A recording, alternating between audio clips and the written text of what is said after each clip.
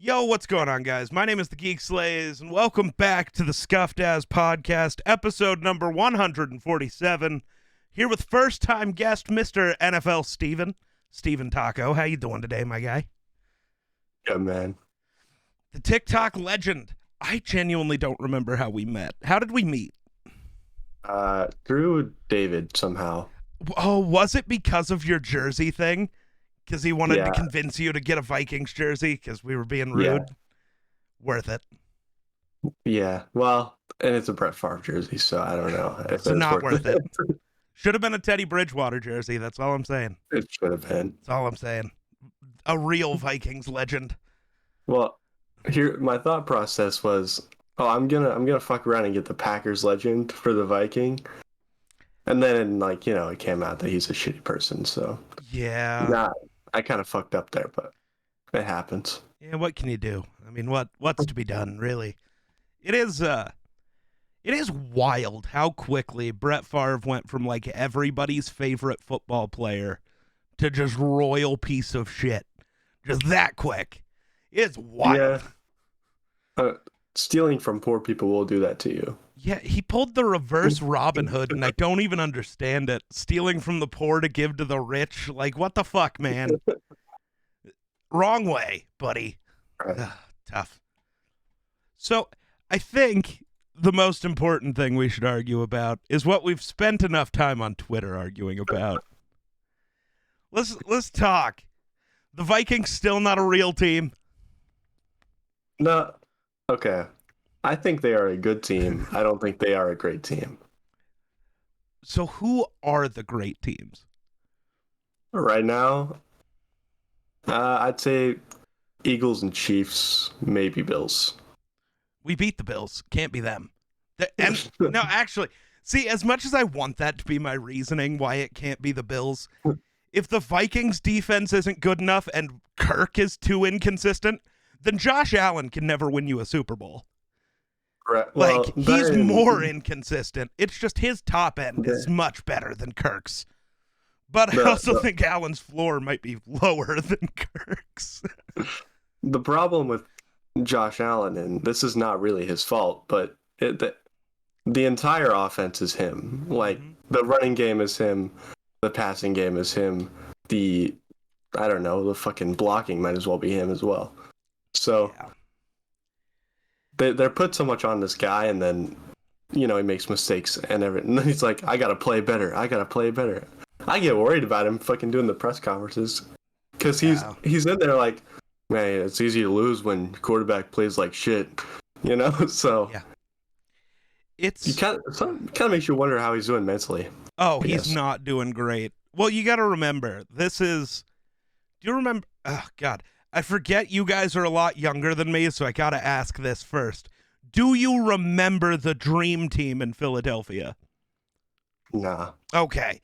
The Bills this year remind me a lot of the Dream Team. So I think that was 2010? I think. The Eagles had just had Michael Vick have his return season where he was all good. They went out and signed Vince Young and Nnamdi Asomugha, who at the time was the best corner in football. That would quickly change because the Eagles are stupid. But they assembled this great team, and they just were mediocre the entire year. I think they finished like 8-8. That's what this year's Bills feel like. It's supposed to be the dream team, but then injuries and then just something. I don't know what's going on with their defense. I get they're hurt. Not everyone's hurt, and your defense is bad. So is the Vikings. I understand this, but I think the one key difference between the two defenses is the veterans for the Vikings. All of the Bills' smartest veterans are hurt. On IR, yeah. Like, they still have really good players, but they don't have their version of Harrison Smith, Patrick Peterson, and Zadarius Smith, the guys who make the play to finish the game. So it's like, we gave up 500 yards, but it was also us who sealed it, right? The Bills don't seem to have those guys anymore because Von Miller's now out for the year, maybe all of next year, too. Micah Hyde's been out since week 3 or something. I love Micah I love Hyde. that guy. It's hard not to like that guy. I hated him when he was on the Packers. Loved him since he's been gone. It's been great. I imagine. Then Jordan Poyer wasn't even there for most of those games. Right? So Yep. it's really unfortunate. And I kind of also look at their offense kind of like Super Bowl Panthers, like with Cam Newton on it. They just rely on their one guy. Yep. And then they've got a bunch of dudes on defense, but oh, look, they're hurt. So yeah, they have Diggs playing the Greg Olsen role, then Gabe Davis playing the Ted Ginn role. Difference is your running backs aren't as good. Right. Stewart and D'Angelo Williams. That's a name I have not heard in a long time.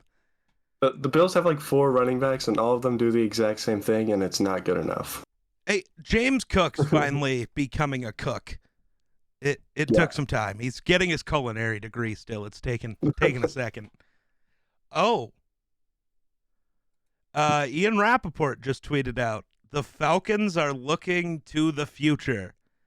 Desmond Ridder has officially been announced as their starter moving forward. Finally. Okay. Go ahead. Say your piece.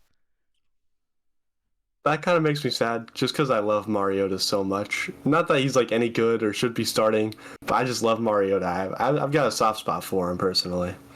Okay, that's fair. My thing is, you have to see Ridder play.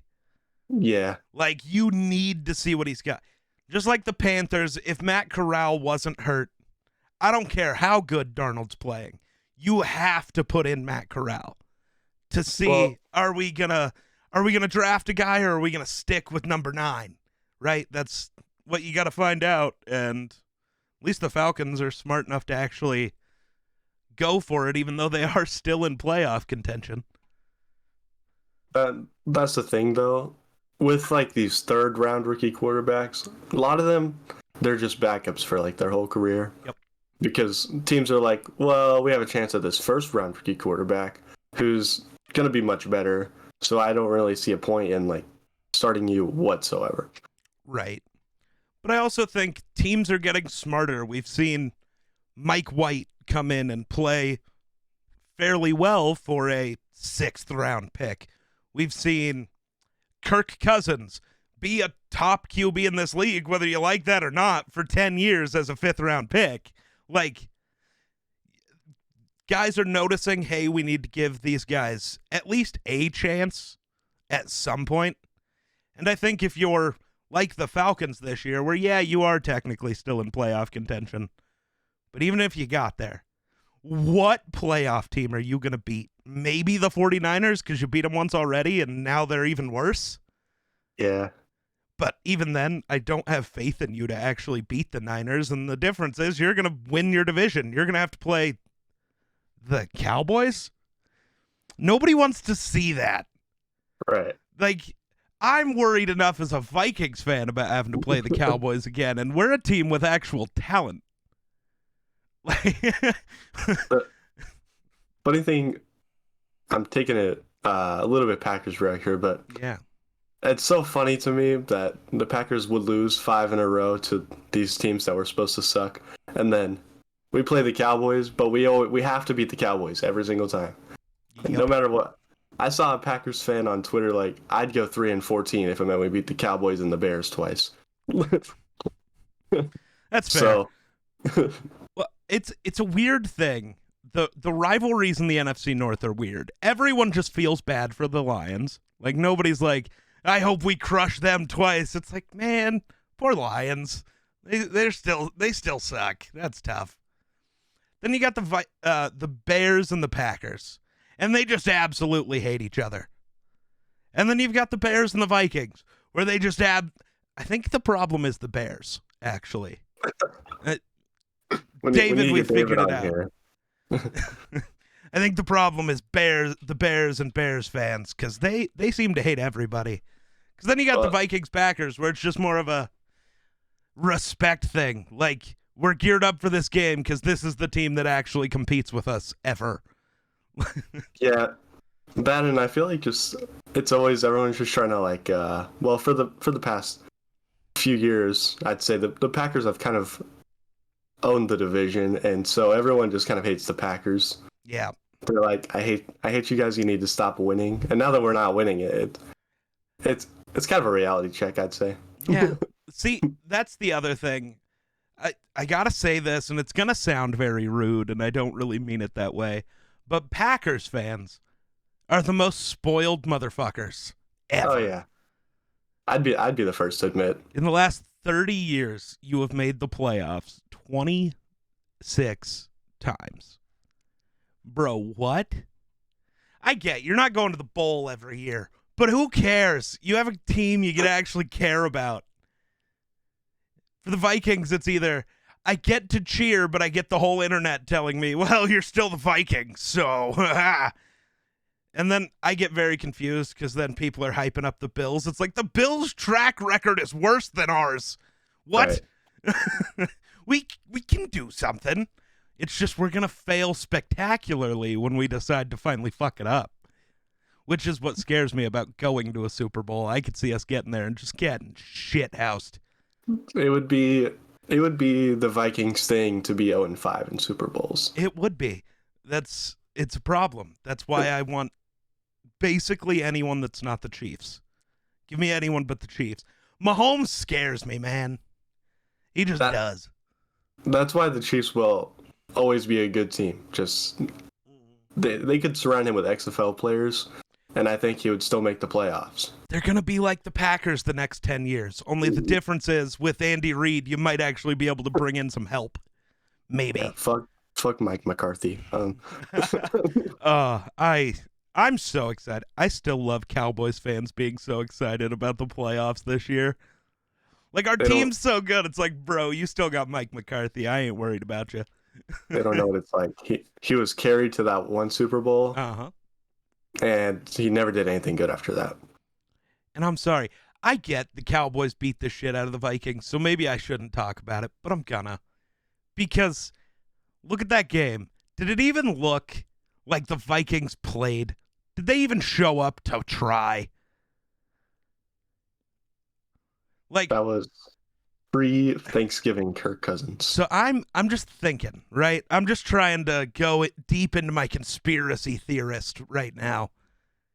Was the goal for the Vikings to get blown out? Did KOC go out and be like, we aren't showing them shit? They're gonna be dumb because it's Mike McCarthy and they're gonna have a 20-point lead, but they're gonna keep their starters in and just show us everything that they've got. We aren't gonna try to stop it, and we aren't gonna show you nothing.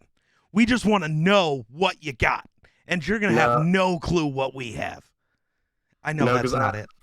I still think the film's there for the Cowboys. They just run the ball, and then CD's going to get the ball. Then they're going to run the ball some more. So.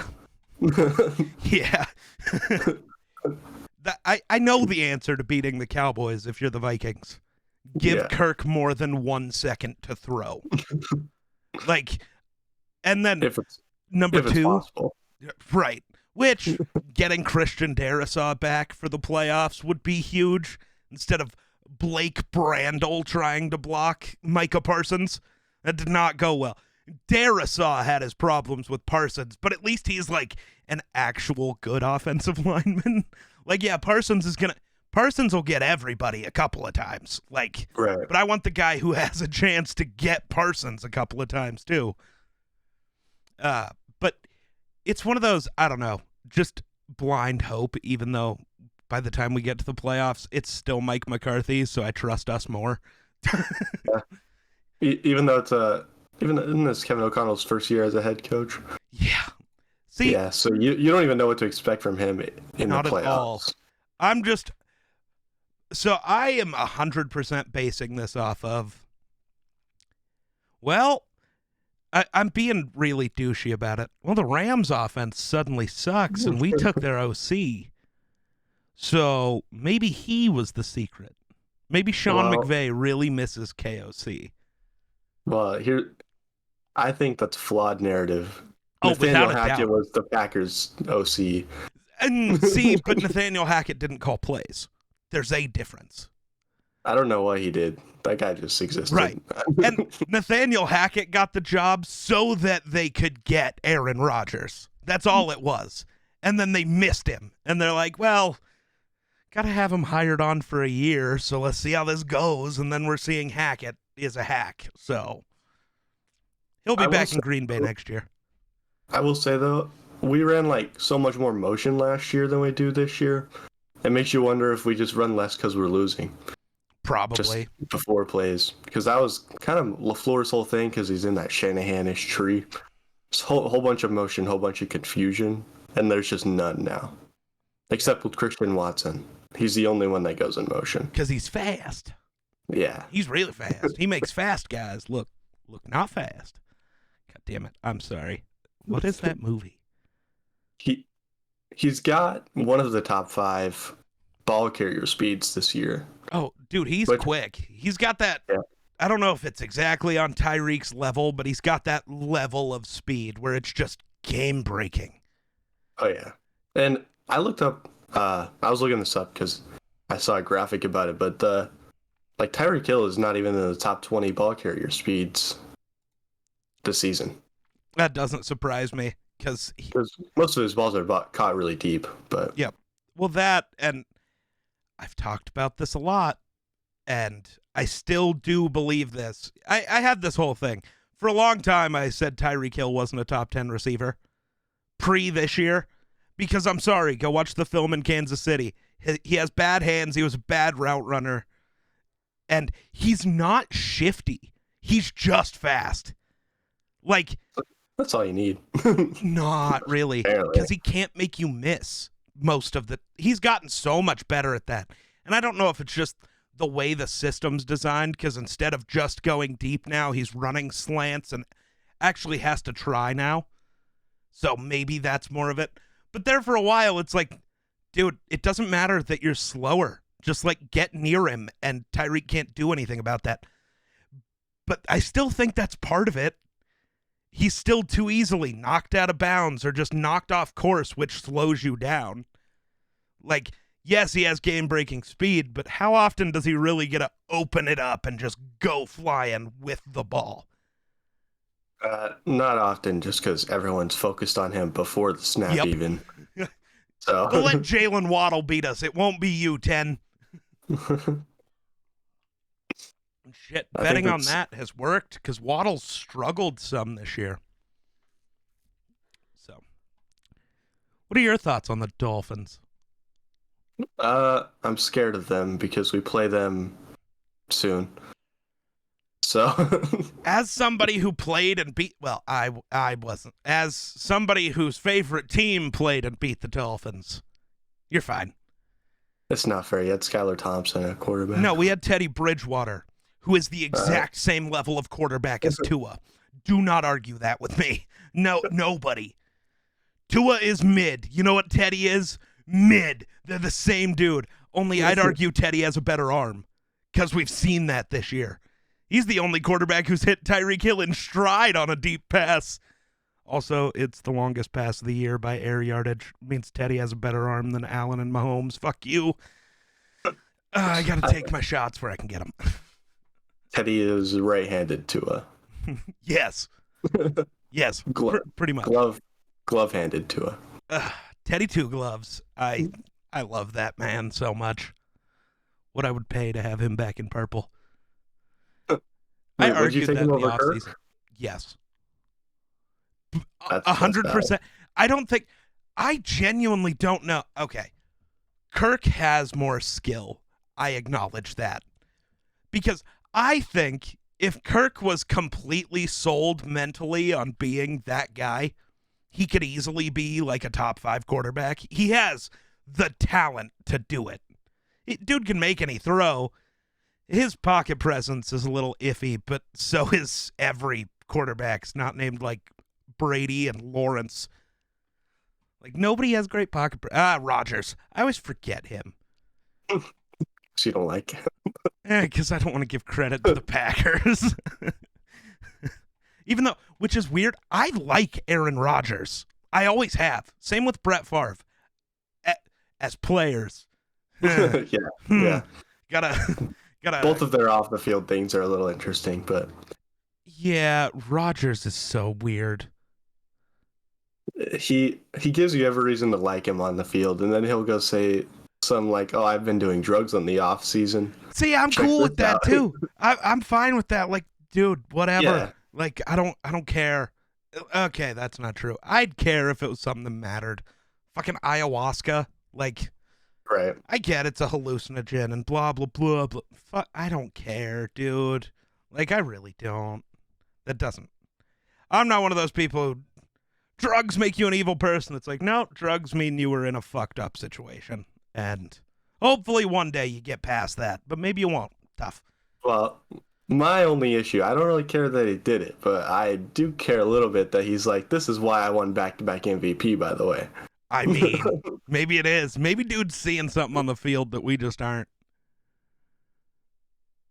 Maybe we had a number one wide receiver. You did have one. That is true.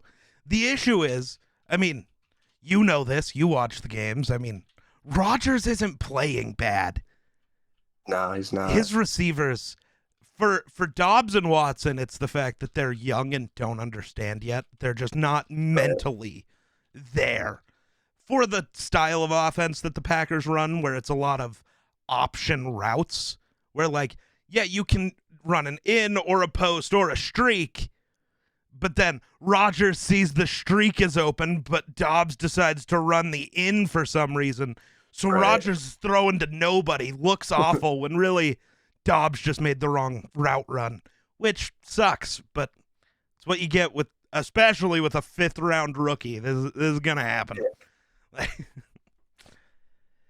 And then, I mean, we signed Sammy Watkins, who doesn't put in like 100% effort. Like, you can see on half his routes, he's kind of jogging. Yeah. And then there was that one in the Lions game where he ran a slant. He's supposed to run a fade. It's just a lot of stuff wrong with Sammy Watkins right now. And I don't know if he'll go back on the team. He shouldn't. He shouldn't because of that go route. He runs that go route and just slows up so the ball drops in front of him. It's like, dude, if you just stayed running, that's a touchdown, you moron. What are we doing? Yeah. I love Sammy Watkins, though. Like, I got a lot of respect for him. Yeah. He is the Super Bowl champion. So yeah. God, yes, he is. What the hell? Why? because he was on the Chiefs. I know. Cheat code Chiefs. I'm still mad Adrian Peterson never signed with them. I really wanted him to. I'd love it if he'd sign somewhere now. Sign with one of the playoff teams. Make a run. I still think Minnesota should do what they need to do. Bring him back. Put Ty Chandler on the practice squad. Bring AP back. One last run, you know? Also, let him come play in the fucking stadium that he built. Like, if I recall correctly, I don't think he's ever suited up for the Vikings in the house that he built. And that's very sad. No, I think that would have been too late. Yeah. I'm trying to remember. I know. So here's what I remember. I was there during the first season that they had US Bank Open. 2016 Vikings versus Cardinals, because I was at the game where it was the really fun one. Xavier Rhodes had a 102-yard pick six. Cordero Patterson had the 109-yard kick return touchdown. It was exciting. But I know Adrian didn't play that day. We had Jerick McKinnon and Matt Asiata. That's a name for those of you at home. But and Ronnie Hillman, yes. Yes, what a guy. But I don't remember if AP was on that team or not and just got hurt before that game. 2016 Vikings. I get very easily sidetracked. Who is on this team? Adrian Peterson was on that team. He played 3 games. Don't know if any of them were at home. Don't care. Bring the motherfucker back. One last run, goddammit.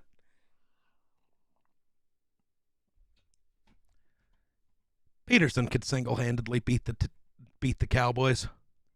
He's got one game left in the tank. He's got one. I just remember him scoring a touchdown on the Seahawks. Yeah. It's like an Adrian Peterson moment. That season was weird because he scored a touchdown for the Titans that year, too. Yeah. I didn't know that. I only remember the Seahawks. Yeah, one. he was on the Titans because it was right after Derrick Henry's injury. And, yeah, because the Titans-Rams game, Adrian Peterson was their starting running back. The reason nobody remembers is he was wearing number 8 for some reason. That's gross. Yeah. Yeah. Yeah. I'm trying to look. Who else did he get a touchdown for? He got one for Seattle, one for Tennessee. Had 7 in Detroit in that one year. Yeah. Oh, I was looking at that wrong. I was like, what? He had 34 carries for 38 yards and 7 How does that even make sense? He didn't. I was looking at the wrong thing. Scored a total of 12 for the Washington football team. None for the Saints, 2 for the Cardinals, and then like 115 for the Vikings. Before he decided to fall off. Right. I don't even know if dude fell off. I think he just kept getting. I mean, he was a top 10 running back still when he was in Washington. Like, he just also had to split carries. I miss Adrian Peterson. Also, shitty off the field, dude. Yeah. Now, I wasn't going to say it. so his is a little stranger. Still not good. Not going to say it is. Yeah. But, like, it's one of those things. I feel like I'm going to get myself in trouble here, so this could be fun. But, like, is what he did right? No. But it's not like he literally, like, balled up his fist and beat the shit out of his kid. He spanked his kid with a switch. Not something you should do. But that's how AP was raised. That's how a lot of people are still raised. It's not good. Not saying right. that. I am saying it's better than, what some guys do. Like what a lot of guys do. It's still not something I'm going to defend. I don't understand. Maybe it's just because I'm not a pro athlete. But how is it so hard for them to be good people? I don't think it has anything to do with being a pro athlete. I think you got to realize most people aren't good people. That's fair, yeah. And even some that seem like they aren't.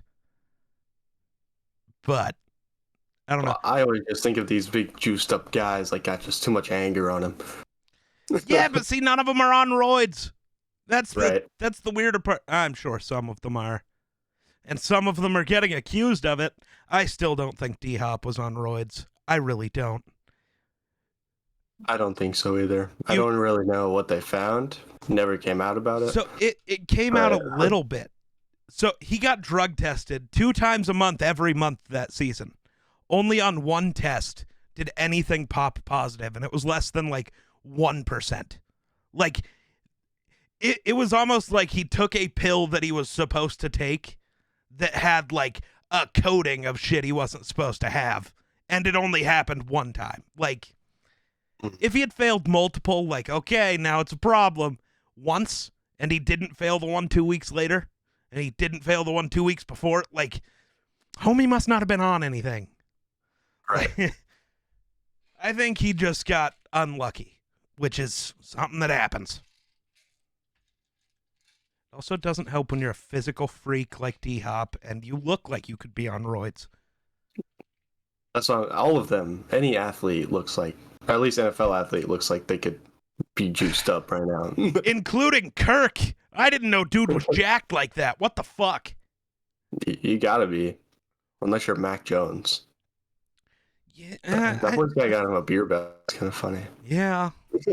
But the video of Kirk shirtless with the chains on.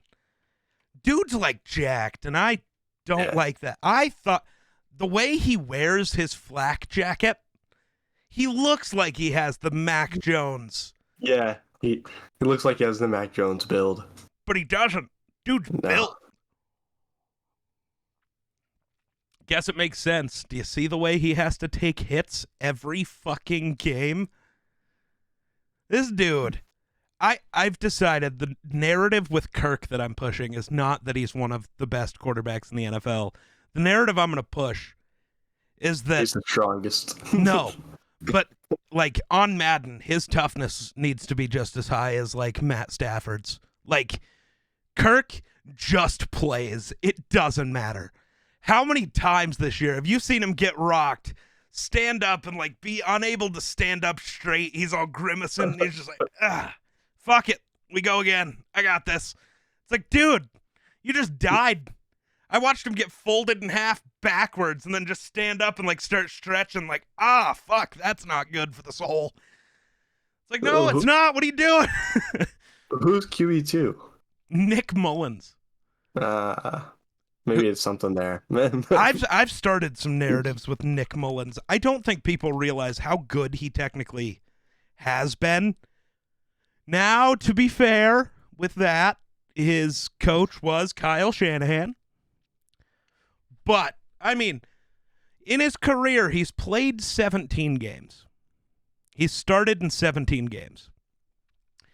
Completes 65. 1 full season. Yes, 1 full season.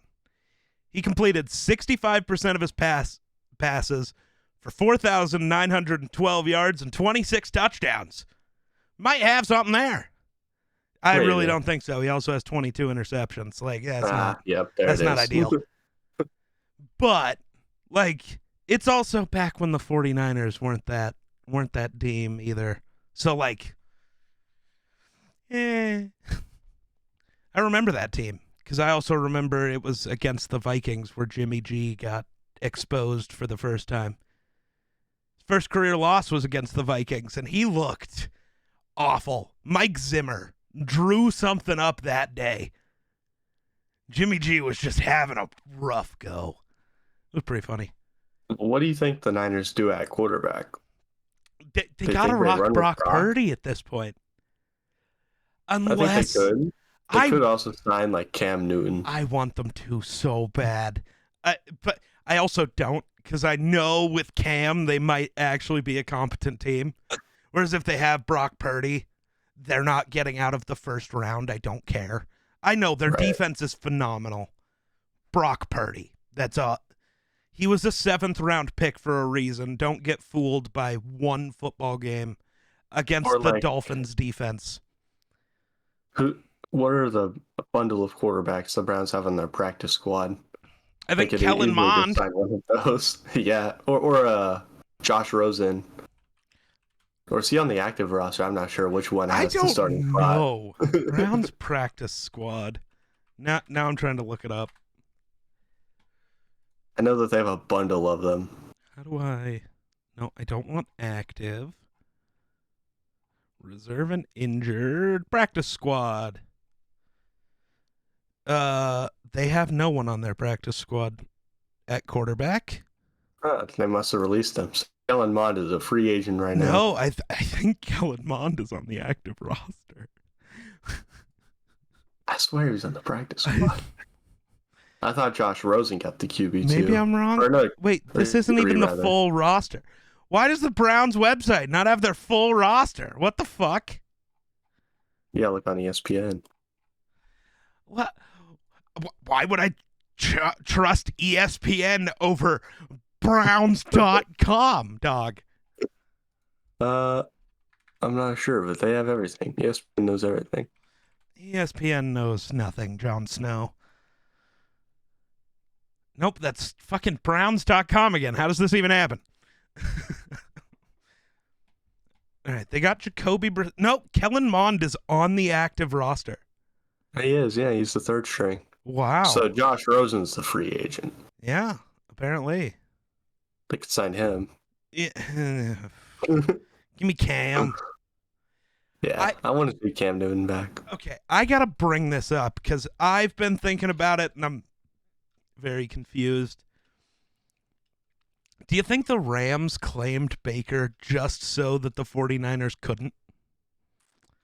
In a way, yes, but Also, one of their backups has like a neck injury thing. I really think they want to run Josh Perkins or whatever his name is. Bryce Perkins. So, yeah. Yeah, but I mean, here's the thing. Like, your season's over.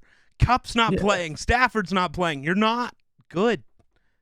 And like, I'm a Baker guy. I'm an OU fan, and I've just always loved Baker. He's got that fuck you attitude, and that's my favorite thing. It's my favorite thing in the world. That's why I loved Cam Newton so much. His attitude was 100% just fuck you, I'm better. And he just was. That's why I like Josh Allen, but that's why I yell about Josh Allen so much. I don't want him to follow in Cam Newton's shoes because in 7 years, Josh Allen will not be playing quarterback anymore if he continues to play the way he does. He's an idiot. Right. I love dude. He's an idiot, and I'm going to keep saying that until he figures it out. Stop lowering your shoulder at defensive tackles, you dumb bitch. Slide. Fuck. It's not that hard. But he's not going to slide. he needs to. What was my point? Oh, Baker. He's not good. Your Baker has not played good in multiple years. His footwork's shit. His pocket presence is awful, and you have like the worst O-line in football. And he needs receivers who can go make plays. And right now he's going to have what?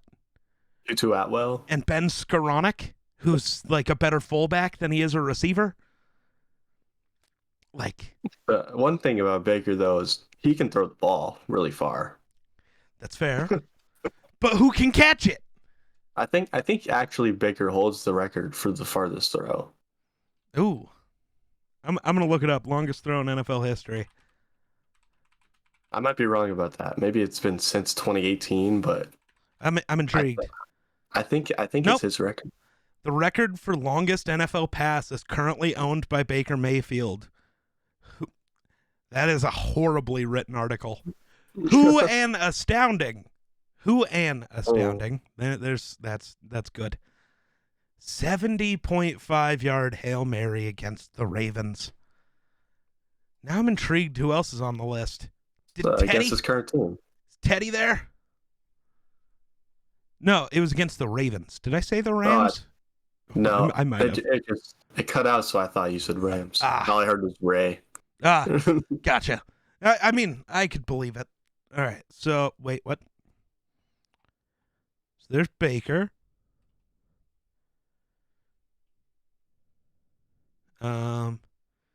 Randall Cunningham, apparently. Oh, that was not during a game. But he threw 176, and Mahomes gets to lay claim on having the strongest arm of all time because he threw the ball 80 yards during his pro day at Texas Tech. Gus Frerotte is on this list. Jeff Garcia, Trent Green, Stan Humphries. Okay. That's all I got. That means nothing to me now. I think there were like 3 good quarterbacks on the list of longest throws ever. I think Rodgers could throw it the farthest, but every time he's had to throw it far, he's like off balance, fucking rolling backwards to his left, throwing to some random Jeff Janis in the end zone. No. Richard Rodgers. Rodgers to Rodgers. Yeah. It's you know, we need Alan Lazard to be Hoodie James Jones. Or you could just call up Hoodie James Jones. Nah, he's done football. I mean, he's on Twitter though. He could come out of retirement and still be better than half your receiving room. I mean, fuck, Jerry Rice would come in and be your number 1 receiver. He's 90. I'll take Watson. I'll still take KJ Osborne. He's better.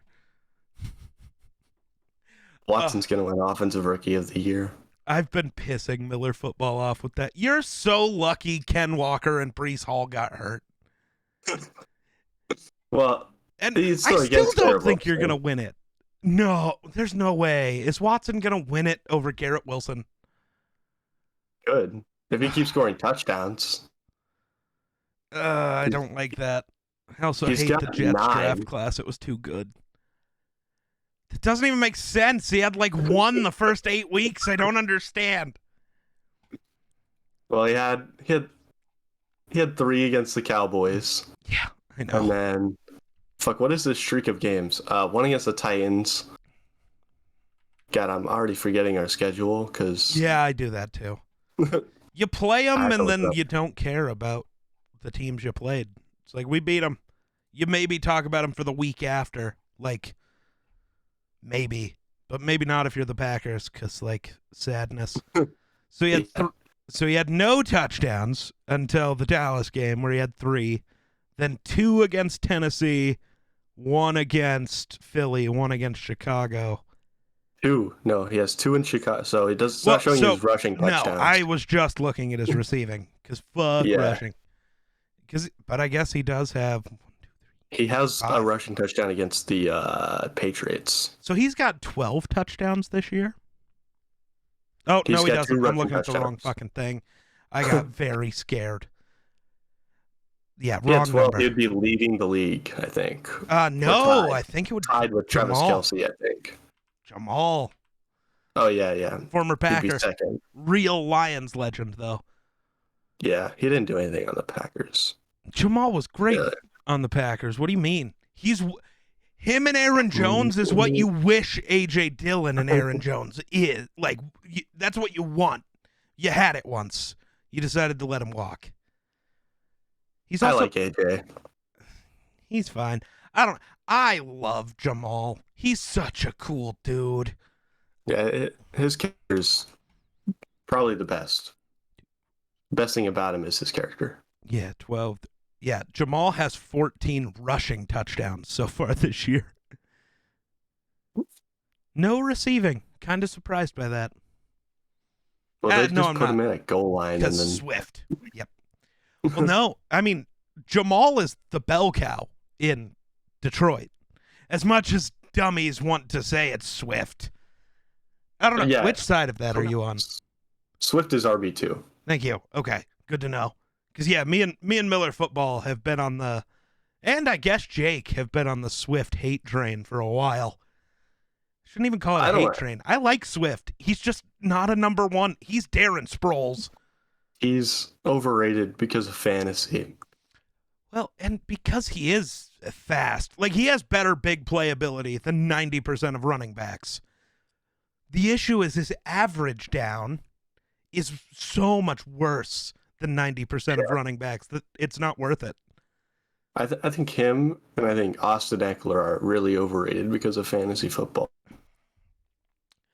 Eckler, I think, is overrated as specifically a running back, but I mean, he is the best weapon on the Chargers by a lot. Yeah. And I think his receiving ability gets.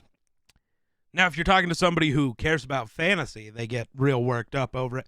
But I think his receiving ability is underrated by the average fan. Like, he's the best wide receiver and the best running back on a team competing for the playoffs. Like, what can you do? I know Keenan Allen and Mike Williams are there. I stand by what I said.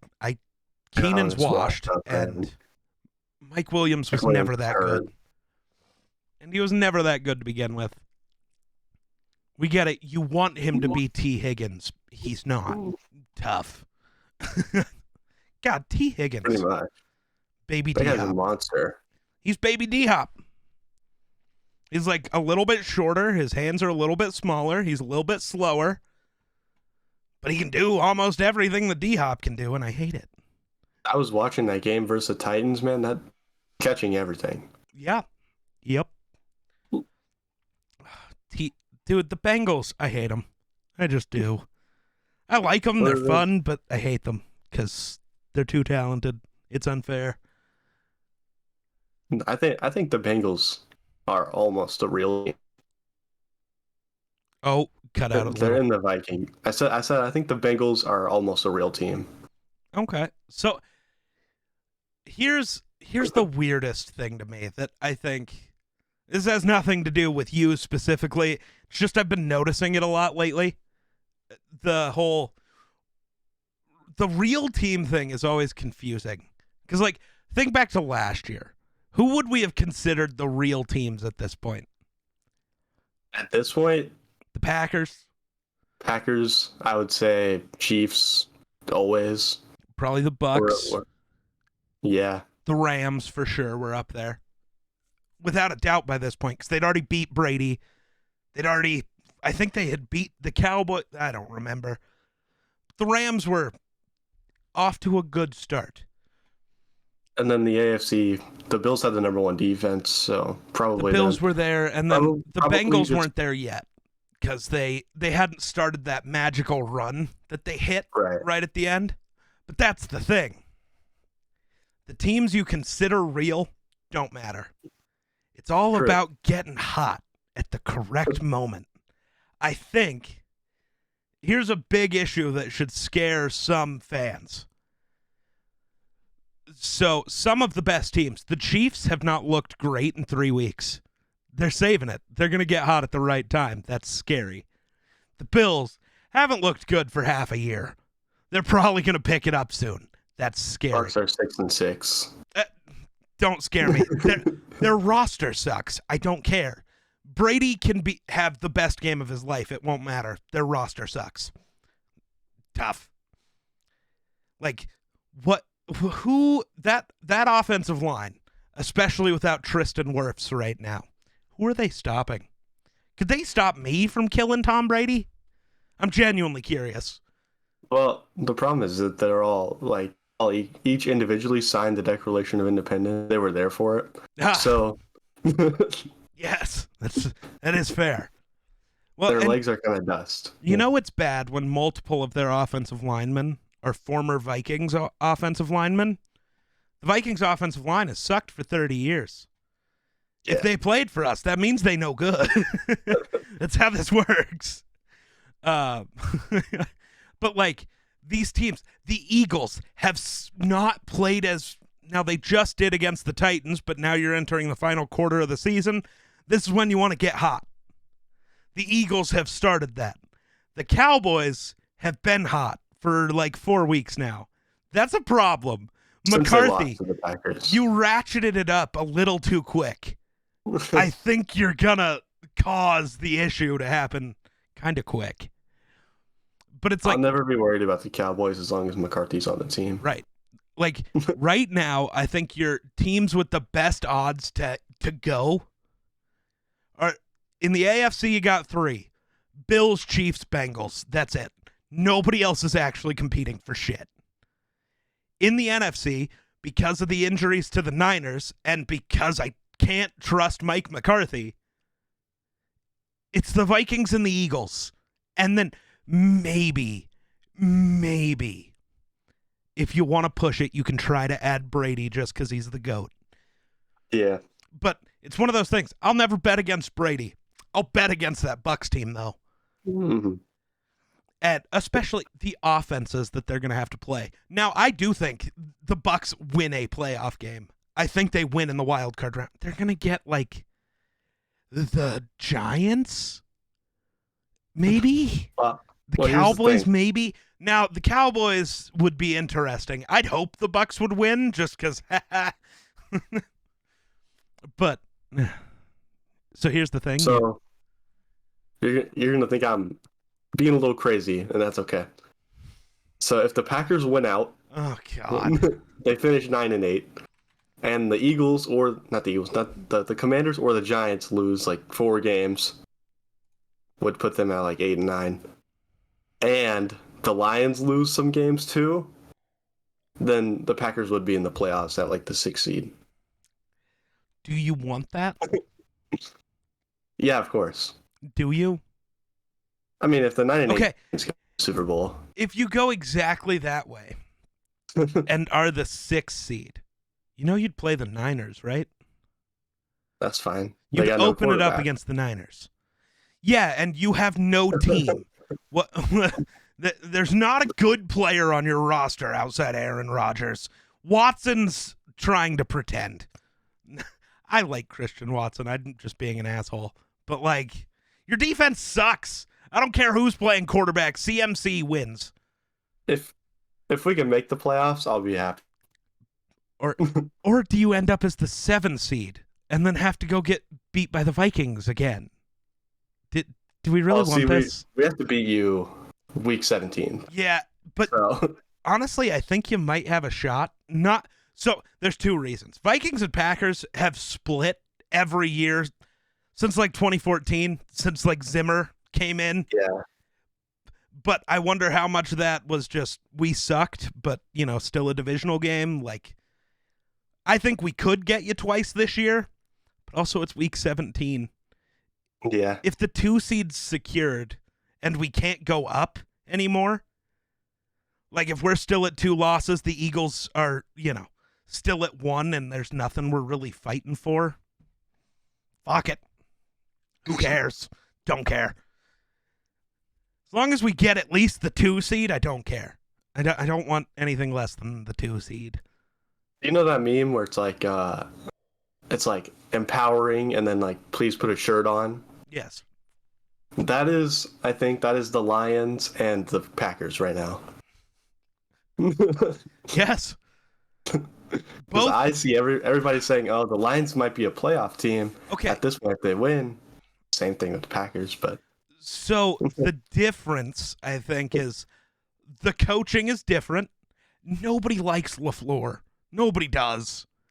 I'm sold that he's a bad coach.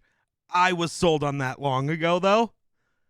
But weirdly enough, I heard Colin Cowherd bring this up, and I hate agreeing with him because he's a moron 90% of the time.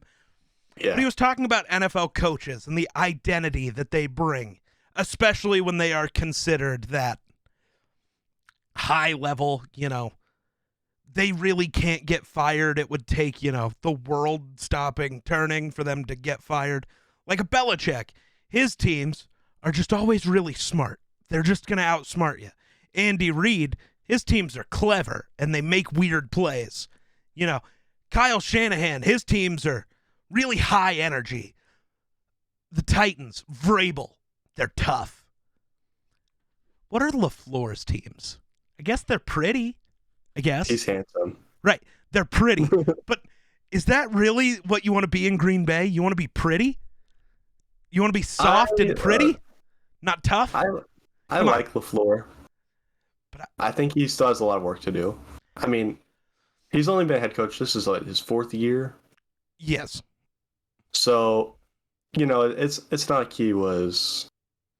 I mean, he's an upgrade over McCarthy. So yes, but I can only ask for so much. No, you got to stop thinking like a Green Bay fan. I know you're used to your organization just shafting you constantly, but that's not what needs to happen. You don't understand. We don't make trades. We don't sign free agents. I do understand. The difference is I don't get it. I understand it, but I don't get it. Like, why aren't you making moves? You can't tell me people don't want to go to Green Bay. I know it's cold. People are choosing voluntarily. Good players are choosing to come to Minnesota where it's colder. And we don't have the history that you guys do. And we don't have Aaron Rodgers like you guys do. But people are still heading north. I don't know the exact reason. Me personally, if I was a free agent, I would sign with Green Bay. Shocker. Me personally, I would never. I could get offered $40 million less per year by any team, and I would go there. That's not true. I'd pick the Packers over the Saints or the Broncos. I could run probably a 4.8. I think they should sign me. Be faster than Sammy Watkins. Probably. Oh man. Anyways. Ooh. I don't know. I saw that. Okay, so the Packers offered a 2nd-round pick for Chase Claypool as well. The Steelers thought the Bears pick would be higher, which it will be. And if Claypool was involved, I'd pick Fields over Rodgers just because the security of he's going to be there past this year. Oh. Okay. If you pick Fields over, I'd pick Field. Like if Claypool had any part in the decision making, I'd pick the Bears because of Fields over Rodgers. Not because Fields is better right now. That is not my argument. But the future. Right. We know Fields is going to be on the team for a few more years at least. Right. We can't guarantee Rodgers will be a Packer in a month. That's not true because the season's not over in a month. But you know what I mean. Offered Panthers guy, DJ Moore. We offered the Panthers a first round pick. They just said no. Yeah. So it's not like they haven't tried to make moves. See, but I feel Just like not this is the first time successful. they've tried. Oh yeah, in a long time. Gutekunst, which that's the first time I think I've ever said his name correctly. I always call him Gutekunt because he's so dumb. The decisions he makes are just awful. I mean, we've made a couple decent free agent signings. Like Rasul Douglas was a good one. Yeah. First one that comes to mind, at least. And Pat O'Donnell's a good one too. Yeah. Oh, I'm not saying he's like the worst GM in football. I'm just saying he doesn't. Yeah. He's too conservative, and he's on a win now team. Yeah. Like, I'm sorry. Picking Jordan Love was strange. That is like the history of the Packers, though. Yeah, it really is. The Jordan Love pick, I get it. I'm not saying picking a quarterback, to move on, drafting the replacement. I'm not saying that's a bad idea. Because I'm currently arguing that. Okay. God damn it. Apparently my internet's having a moment. It's snowing like a motherfucker, so. You said during. That's what I heard. Yeah, okay. So, picking your future quarterback's not that big of a deal. I think that makes sense. But the Packers, you just gave Aaron Rodgers an extension for multiple years at that point. Too early to draft your next guy. Wait a couple years. You knew, like, at this point, let's say Rodgers leaves this year. That's inaccurate. They drafted Jordan Love, then gave Rodgers. No, he got his first. He got an extension last offseason, like this last offseason. Yeah, but he had got extended the Jordan Love season. You got to remember, Jordan Love's been in the league 3 years now. Aaron Rodgers signed a 4-year extension before they drafted Love. So basically, at the time of drafting him, you decided in 5 years, we are going to pay Jordan Love without ever seeing him actually play. He'll get a game here or there, but we're never actually going to know if he's any good, but we're going to have to pay him first. Think about Love, he's younger than a lot of rookies still. Sure. Like, I think he's like 21 or 2. Ooh, is he? No way. No, he's 25. He's the same age as Burrow, right? No, he's 24. 25. He is 24. He's still very young. If you wait 2 years, 26, like that's not a crazy. Like Kenny Pickett's 25. No, but the issue isn't the exact age. It's the fact that he'll be 26, and you then have to pay him. He's not on a rookie deal. You have to pay him real money. And you don't know what he is. That's a problem. Like, right now, I want the Vikings to go pick their next quarterback. I think at hopefully pick 32, that's the dream, right? At pick 32, we should be picking Anthony Richardson. We just should. Get your guy. Because Kirk is on contract 1 more year. We got Kirk next year. That's all that's set in stone. Yeah, now's the right time to go get your next guy. Let him sit behind Kirk for a year like Mahomes did with Alex Smith. And boom. Problem is, Aaron Rodgers has been threatening retirement for like a decade now. so you just don't know. That's fair. I think they signed him. I think they picked Jordan Love out of panic. That could be. If our guy retires, at least we have a guy, But it's worse because he's threatening retirement because you won't get him help. So instead of getting him help, you got his replacement.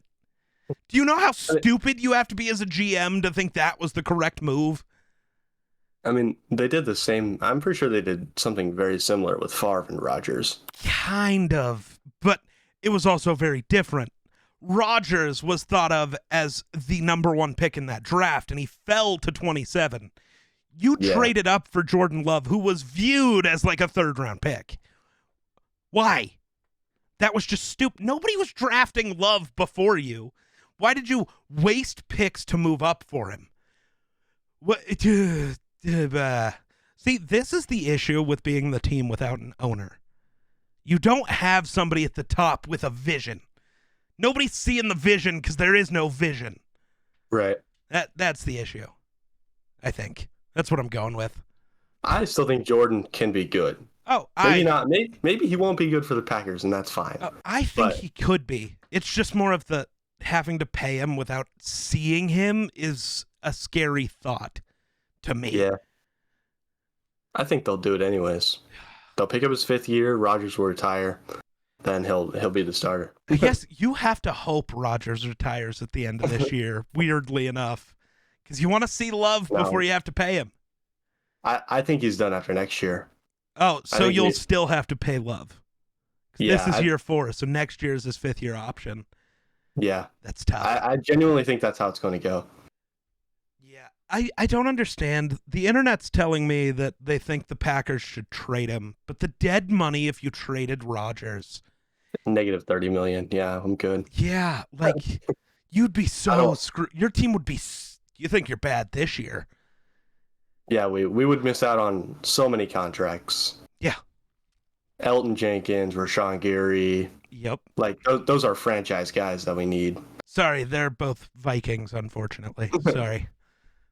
It's just not happening. Actually, Elton Jenkins would be the biggest fucking move. That's the one guy the Vikings need to target this year. He's a Bear. They have too much money. Yeah, but is a 27-year-old really going to want to go to a team where maybe in 5 years they'll be good? Or does he want to go to the team that, He's going to go wherever they pay him the most. I think dude wants to win. He's never gotten to experience that playing with a guy like Rodgers, so he wants to go play with Cuzzo and actually win some games. Cuzzo's done. Cuzzo is the king of the North. I don't know what you're talking about. I think he's done after his contract's over. You think he retires? Yeah, he will be like 36. Dude, you can't tell me a team. So many teams, though, I think will have their guy. I don't. Because I know we all talk about, well, in the draft, they're going to take this guy. Yeah, the Jets took Zach Wilson 2 years ago. Look how that's going. Just because you drafted a guy doesn't mean you found your guy. Right. And well, I think, okay, here's a prediction. I think he might be a Seahawk because him and Geno Smith are about the same age. Yeah. So if they see just Kirk Cousins and free agency and maybe Geno Smith is just not, maybe he's not at the level, maybe he's just, well, Geno maybe could he's just walk. not a Seahawk. Yeah. Geno's contract expires this year. He could walk. Geno back to the Jets. Let's go. Let's start the narrative. Geno to the Jets. That would be funny. Jimmy G could be a Seahawk. That would be funny. Oh, God. Jimmy G needs to go to the Bucks. That would be funny. There's a lot of narratives with Jimmy G that I think would be pretty hilarious. I don't know what my issue is, but I hate Jimmy G so much. I have plenty of reasons to hate this guy. Yes, you do. See, he beat us in the playoffs once. Kirk's first year. Second year, I guess. Because we went 3 times and beat the Saints after the whole world told us that we couldn't. Because, well, Drew Brees and the Saints, no, it wasn't, not the actual miracle. No, it was the one where Kirk got to play. It was tied. We go into overtime, and everybody's like, yeah, but it's Kirk. He'll still choke. First throw of overtime's like a 72-yard dot to Adam Thielen. Gets us in the red zone. It took us 2 plays to beat the Saints in that overtime. It was just, here you go, Thielen. And then, oh, Kyle Rudolph's over there with C.J. Gardner-Johnson on him. You know, there's only a literal 1 foot height difference. Just boop. To be fair, do you blame him for thinking Kirk couldn't do it in overtime? Yes, I do. You hadn't seen the guy in a playoff game before. Like, I do blame you for automatically assuming he'd suck. You'd never seen him try. Fair. And I mean, his playoff career is literally 50-50, which is literally better than Rodgers. I don't know what our point is here. Like, isn't his almost his record is 50-50 minus the season? Pretty much, dude. Kirk's a guy. He's just a guy. But I don't know if you saw it. I posted a YouTube video about him yesterday, breaking down his film and talking about why he is better this year, even though his stats are worse. I saw the TikTok, but I didn't watch the full video. Like, yeah, his stats are worse. I'll give you that. But he's better because he's just not afraid anymore, which is surprising. It's definitely the coaching. Oh, yeah. So if you take this year off the record, he would be 59, 59, and 2. But because of this year, he's 69, 61, and 2. Because big year for your boy. Big year for Cuzzo. Just forget about the Philly game, please. Dude, that one pisses me off so much. Because if Kirk would have just played even just more mid than usual, if he would have just been, he was awful. Even if he would have just been bad, we beat the Eagles. I promise. We didn't let them score in the second half and forced 3 turnovers. Like, if Kirk was just Baker Mayfield, we beat him. Like, it's over. And if Irv Smith Jr. doesn't drop that touchdown. When you force a turnover, drive down the field, and then on third down, your tight end drops a touchdown for what could have been we're back in it, we got our chance now. Because that seems to be the Vikings' whole thing. If they get down, they need that one play that, oh, wait, we're still here, hold on. Just like we did against the Bills. We needed that big Dalvin run. And then suddenly it was like, oh, we got him. Uh-oh. But we fucked it up in the Eagles game, which I think is a good thing. I think the Eagles loss and the Cowboys loss are good for the Vikings. Too many times have we been good and just beat everybody in the regular season. Like, 1998, I know I'm going back way too far. We went 15-1. I think if we go 13-3 and get smacked twice, we win the Super Bowl that year. You need the disappointment before the playoffs. Like, get the shit out of the way. That's why. Think that'll happen to the Eagles? I would be concerned if I was an Eagles fan. But there's other things to be concerned about with the Eagles. They're not a perfect team. As much as even I love them. I picked them to go to the Super Bowl before the season started. The only reason I'm even kind of changing my narrative is because my favorite team is actually competitive now. Fuck you. My narratives don't matter when my favorite team is winning. Fuck my narratives. Fair enough, yeah. But, like, it's possible that the Eagles do just get shithoused in that first game. It's also one of those things, I don't know if I like the idea of having a bye. It seems to never work out. I don't either. Yeah. I think there should be a benefit to the 1 seed, and that is just that you have home field advantage every time. Yeah. Maybe you add something else to it. I don't know what it would be, but the bye, as nice as the break is to let guys heal up, you also, I don't know why, it seems like every team that gets the bye is just rusty as hell the minute it comes back out. It's gross. It's a momentum thing, too. Yep.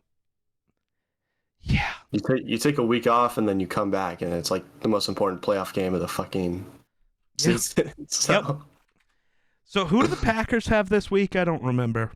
We're in a bye. Oh. God, you got a late bye. Jesus. Yeah. Okay. Then it's the Rams, then Miami, then the Vikings, then Detroit. Okay.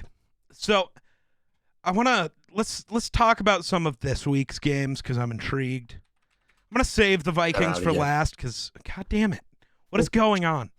You said let's talk. Yeah, let's talk about the some of the games this week. Some of them don't matter. I don't think anyone cares about Raiders-Rams. They both suck. Does anybody care? Thursday night, woohoo! Devontae Adams versus Jalen Ramsey. I guess that'll be intriguing because it always is. Right. I just love watching Jalen Ramsey because I know, well, he gets burnt more than any other corner. He's also the only corner that will actually shadow the best receiver on the other team. He's the only corner not afraid of the smoke. He's like, I don't give a fuck. And I love it. So since I need Detroit to lose for the Packers to make the playoffs, the Vikings have to win this week. Which they're not favored to win, Okay. the betting wise. So it's because both of our defenses suck and the Lions just came off a dropping 40. Both the defenses are trash, yeah. But I think the issue is Minnesota is 100%. Our defense, well, yes, in total defense, we do suck. Break it down. Third down defense, we're top 10. Fourth down defense, we're top 10. Red zone defense, we're top 10. We're the definition of bend but don't break. But instead of just bending a little, these motherfuckers are out here fucking bent all the way the fuck around. I don't get it. But hey, they didn't break. They just let the Jets get 7 field goals. We should have probably got blown out, but instead, we make plays when it matters, which could help us against a team like the Lions. What we really need back, though, is Dalvin Tomlinson, our big run stuffer. That's been our defense's biggest problem the last, 6 weeks. Can't stop the run. We need Dalvin back. We need the Infinity Gauntlet back is actually what's important. I don't know if you've seen that, but his gloves that he wears every game are the Infinity Gauntlets. Both of them. I didn't notice that, no. The Iron Man and Thanos' gauntlets. Every game. It's great. We need our big guy. Buccaneers Niners will be a good game, I think. Dolphins Chargers. I think it's going to be a shit show. Then you have the Texas Bowl, Texans Cowboys. Oh, that's going to be a murder. Yeah, that's especially because Mike McCarthy, I'm bringing it back. He's such a moron. They're putting up 60. I was getting so pissed last week at the Cowboys-Colts game. I'm sorry. 5 minutes left in the game, and I don't care that you're still trying to score. I really don't. Why the fuck is Micah Parsons in the game? You're up by 30, and there's 5 minutes left. What the fuck are you doing? It was one of those things, I was like, if a single Cowboy gets hurt, Mike McCarthy should be lit. Like, every injury that happens, every guy that pulls up a little slow, just break one of McCarthy's bones. He's that's so stupid. Yeah. Stop it. When you're up by more than 3 possessions, I'm sorry, pull your guys. It's done. Take him out. Oh yeah, I agree. This is multiple weeks now where he's done that. Against the Vikings, Zeke and Tony Pollard were still in the game. You're up by 40. They're still in the game with 2 minutes left. What are you doing? That's just dumb. Last year versus the Commanders. Yep. And that actually did get people hurt. Like, stop this. Sorry, it was the football team, but it doesn't matter. But the Vikings-Lions game is interesting. I love that people are like, does Vegas know something? The Vikings weren't favored against the Cowboys at home either. It's like, dude, the Vikings have been favored by Vegas to win 1 game this year. Well, Vegas doesn't know shit. Right. Yes, a broken clock is right twice a day, but that doesn't mean it's a functioning clock. Fuck. I think it'll be a fun game. Or what's Shannon's saying that I saw that he died about? You can be on the right track but still be going the wrong way and get hit by the fucking train. That's Vegas. They're on the right track. They're just going the wrong way. The primetime games are pretty dead. Oh, dude, always. Dolphins Chargers is pretty good. The Patriots Cardinals on Monday Night Football, I'm not really too hyped about. Come on, Mac Jones versus Kyler Murray. Is Kyler even playing? Probably not. Probably see Colt McCoy again. Trace McSorley, motherfucker. Let's go. Get the goat out there. The 3:00 games. I don't know. This week's kind of dead. Dude, this week sucks. I mean, and the Packers don't even play. So you get Vikings, Lions. Oh, Bills, Jets will be a good game. Yeah. Giants, Eagles, I'm going to watch just in hopes that the Giants pull one out. I really want that fucking 1 seed. I'm way more confident. If the NFC goes through Minnesota, I'm way more confident. I know. I've had this conversation too many times. I know the Cowboys beat the Vikings at home. I know. I also called that like so hard. It was hilarious. I was like, no, we're getting blown out. It's going to be like 35-17.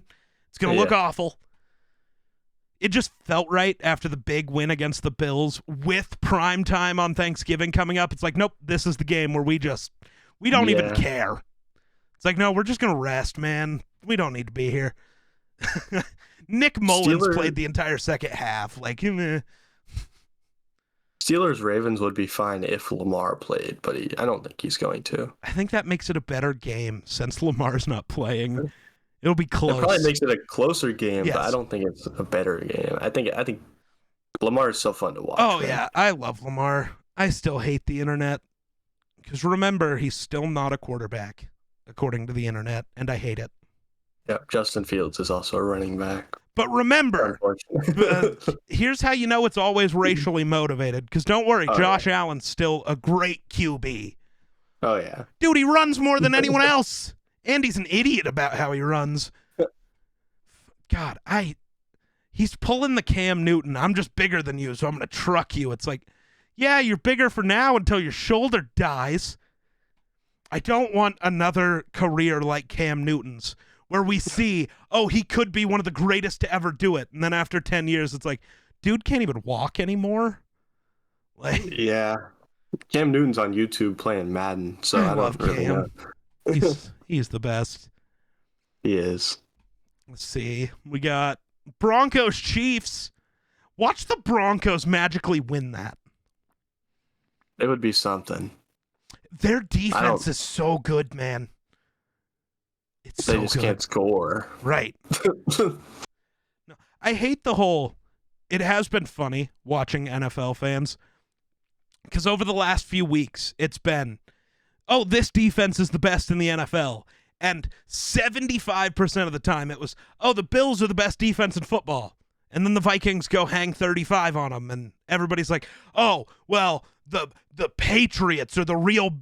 It then went to the Cowboys, who then made it look like they were the best defense in football against Minnesota. Then, well, maybe it's actually the Patriots who are the best defense in football. Vikings go put 30 on them. Well, it's really the Jets. Vikings go put 30 on them. Well, it's been the Broncos this whole fucking time. What are we talking about? I think defense has kind of sucked this year. See, the Broncos, Niners, and Cowboys are all like historically great so far. Mm-hmm. But they've also all had really bad games. The Broncos got torched by Sam Darnold. How's this happen? Patrick Surtain got made to look like a child by Sam Darnold. It's also, I hate how technically the NFL clinching scenarios are. Because I get, the Vikings have not officially won the division. Right. They have. They'd have to lose out, and it still wouldn't matter because the Lions and Packers play each other. Yeah. Like, it doesn't matter. And even if we lose out, we will still have the best in-division record. Yeah. Like, we've won the division. It's all over but the confetti at this point. Like, nobody wants to say it's over, which is sad. And, like, how there's only two teams like mathematically out of the playoffs. It's the Texans and the Bears. It's like, dude, I think the Rams are mathematically out of the playoffs. I mean, technically no, which there's a world, right? Right. That's what I was saying earlier with the Packers. There is a world. See, I think the Rams world is a little easier. Is it? They're 3-9. Right. But they're adding a quarterback, and the best team in their division just lost their quarterback. Like, the vision is so much clearer for the Rams. Do I think it'll happen? God, no. They're atrocious. And I don't think Baker's good enough to really flip that. But it's one of those, like, there is a clear path. Just like the Cardinals. I could see some bullshittery happening where Kyler Murray just, like, wills them into the playoffs, and then they get absolutely rocked by... I think Kyler's the only good person on that team besides D-Hop. Hey, J.J. Watt and Buda Baker exist. Give them the credit they deserve. That's fair. I mean, now outside of those four, you can't really run with 4 dudes. I mean, didn't the Rams kind of win a Super Bowl with that last year? I think the Rams were damn near a super team. See, I don't know. Their safety sucked. Every corner outside of Jalen Ramsey isn't even in the league anymore. But you didn't need that because you had Aaron Donald and Von Miller. Right. You had J.J. Watt and Buda Baker. That's 2 guys. You know what the Cardinals really wish they had right now? Chandler Jones. Probably. JJ's probably so pissed about that. Oh, yeah, I'm finally getting another pass rusher to work with. Missed the whole first year, and then the other guy leaves. Dude, now I'm stuck alone again. Fuck. Thing about the Cardinals duo versus the Rams duo last year is the Rams duo, they're both guaranteed Hall of Famers. J.J. Watt, probably. Buda Baker, I'm not sure, you know? Oh, I thought you were talking about Chandler Jones. I was like, no. Dude has more sacks in the last 10 years than Von Miller. He better be a Hall of Famer. God damn. I'm talking about Buda Baker. Okay. Yeah, that's fair. That one's valid. The Rams, at least all of their guys, I think, were guaranteed Hall of Famers. I think Cooper Kupp gets in at this point. That 1 year is enough to, like, he's going to have the overall counting stats, and he's going to have the 1 year where it was clear he was the dude.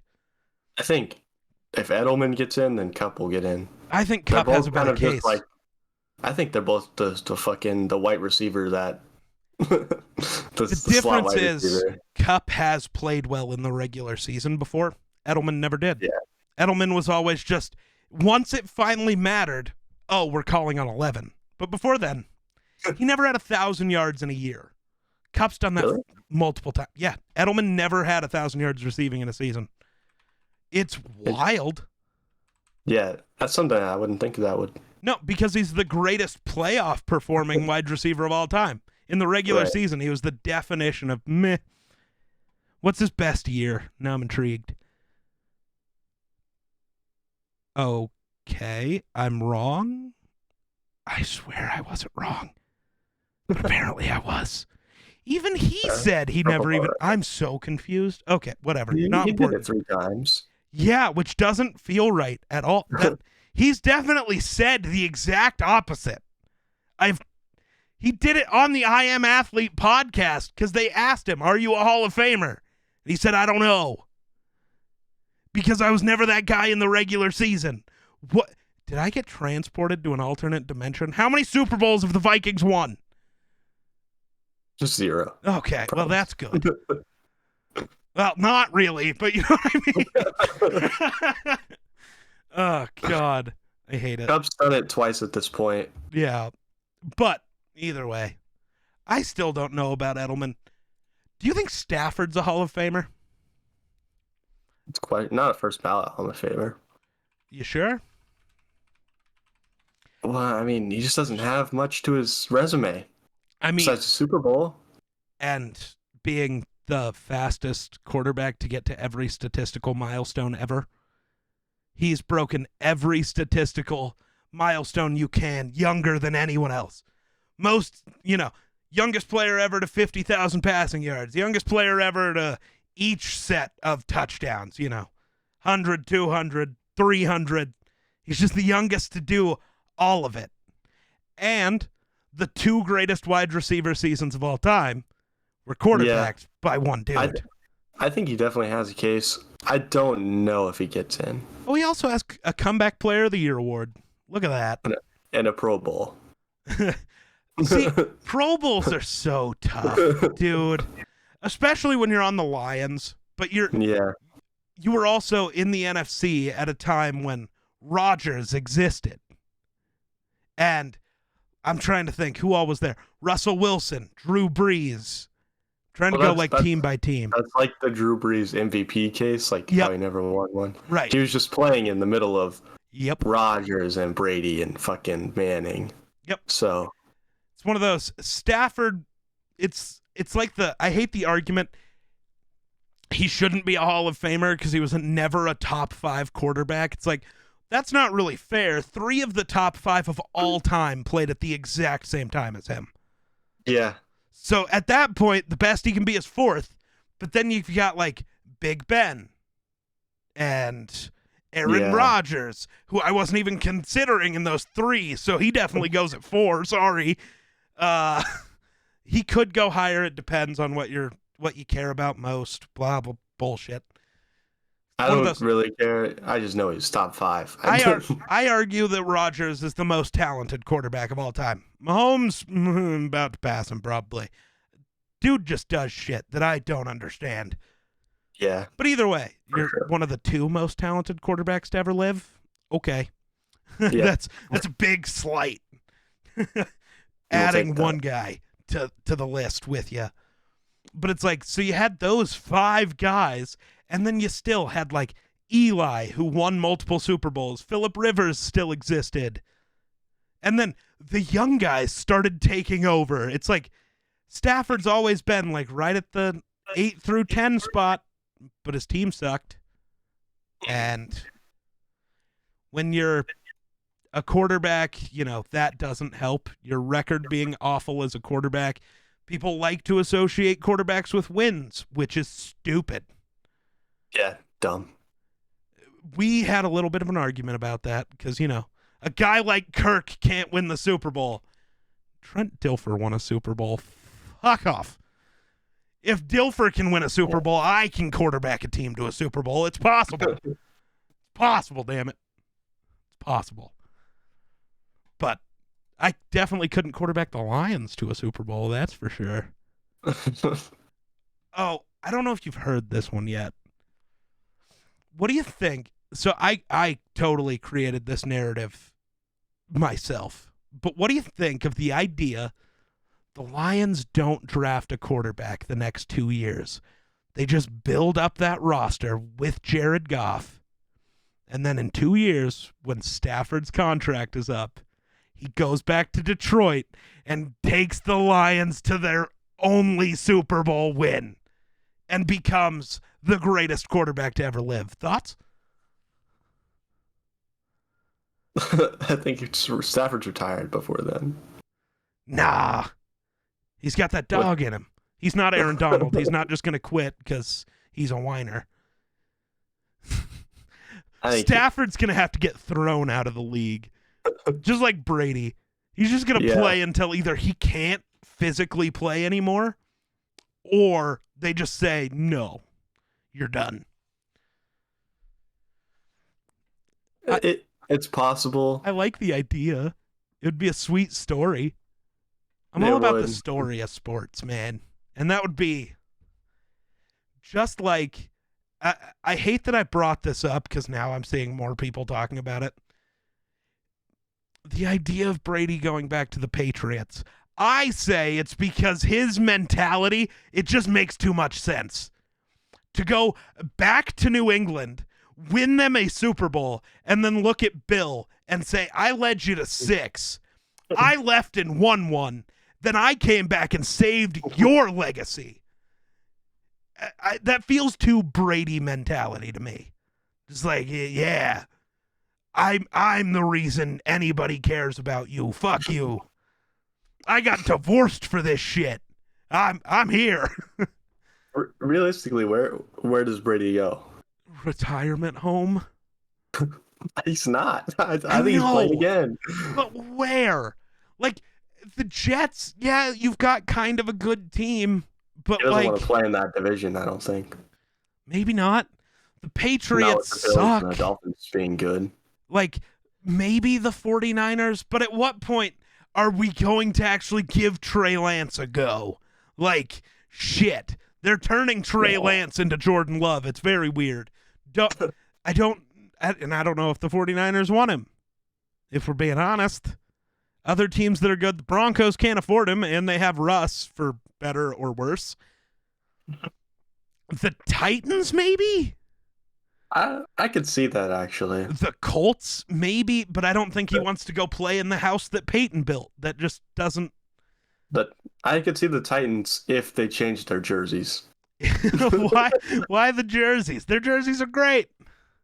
I think they're awful. I mean, you like the Packers uniforms probably, so your opinion's I have to. something. You don't. I bitch about Vikings uniforms all the time. Like when they wear their godforsaken purple pants with the white jersey. I hate it.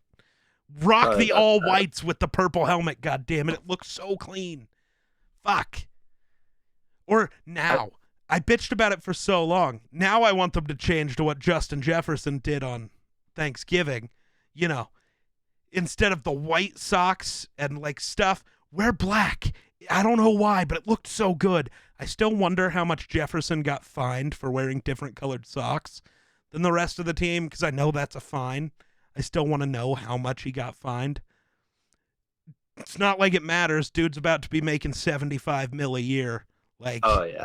he's gonna double what Devontae got. I can just feel it. Mostly because he's, gonna be 23 at the time of a contract, not 30. A lot younger. Yeah. Yeah. But it's one of those, like, what else is there? I mean, I don't know. the Vikings would be interesting, but I don't know how we get rid of Kirk to make it happen. Oh, a sign and trade. Brady signs back to the Bucks, and then we swap Cousins for Brady straight up. That'd be funny. Because at least for the Bucks, they're getting something out of it. Brady's not just walking. 2-3 years. Right. I mean, Cousins is better than Kyle Trask, who's going to be your option. Like, if Brady says he's gone and there is a chance you just do a sign and trade like it's the NBA, you do it, But the Vikings would be interesting. Brady would cement his GOAT status. I've said this before. Whoever wins the Super Bowl for the Vikings is the GOAT. They will have had to have overcome the most of any quarterback ever. I would say that for Detroit. No. See, the difference between the Vikings and the Lions is no one has ever expected the Lions to be good ever. Ever. They go, well, you have Barry Sanders. Why aren't you building around him? You have Stafford and Johnson. Why aren't you building around them? But you knew they were going to suck. The Lions. The Vikings fuck you over. Because every year they're supposed to be really good, and they just never are. The Lions, I think the Lions should have traded down like so many times that they had like a number 1 or top 10 pick. Yeah. They just never did. And that's why they have the Calvin Johnsons and Barry Sanders and Matt Staffords, where they just have this amazing player and nothing else. Yep. It's awful. But the Vikings also seem the most cursed. Like, when they do go on these magical runs, there's always some weird bullshittery that happens. I'm going to take it back again to 1998. Gary Anderson hasn't missed a field goal in 4 years. Shanks a 27-yarder. That's a curse, dude. That's not just unlucky one time. Really? The best kicker at that point maybe to ever live just missed a chip shot to send you to the Super Bowl? Brett Favre's whole Brett Favrening. Well, him getting bounty gated too, though. Yeah, but then we still win that game. So Paul Allen, the Vikings home broadcast guy. Yeah. Best voice in sports, I think. I absolutely love that dude on anything he calls. He's great. But the call for that game is so much better if you listen to Paul Allen, because it's Favre rolls right, throws back across his body, and hits intercepted. I don't even know why you ponder passing there. You could just take a knee and attempt a 56-yard field goal. This isn't Detroit, man. This is the Super Bowl. Is the greatest line in sports history.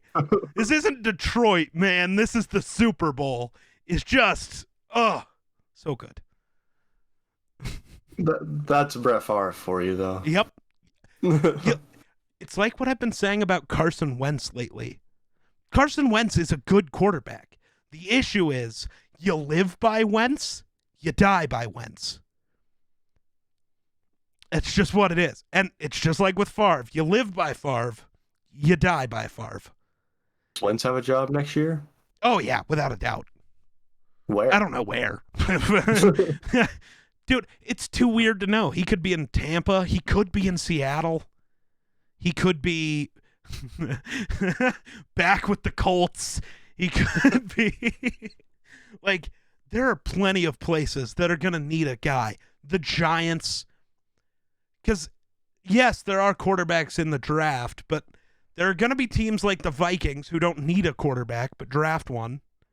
Yeah. And there are going to be teams who, like, maybe if the Panthers are at the 6th pick, are you really taking Will Levis at 6? No.